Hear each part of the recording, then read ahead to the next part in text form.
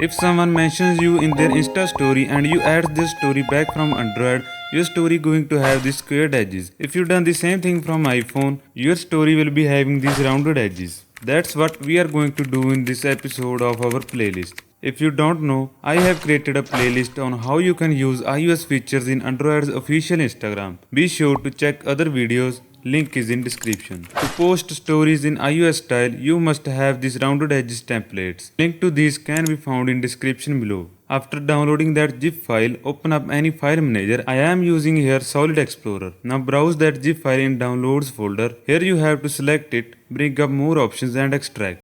Now you will get these two folders which includes our templates. They are in both light and dark shades. Now open your Instagram, go to story which you want to re-mention. Now hit add to story. As you can see, it is in squared edges. You just have to resize it a bit and open up stickers. Go to gallery. Here you will have all of those templates. Now find a suitable one and add this to overlap our story. See, our story is ready. You can also use the same template in light mode. Once done, post it to story. So that's it for this one. Let me know your thoughts in comments and I will see you in the next one.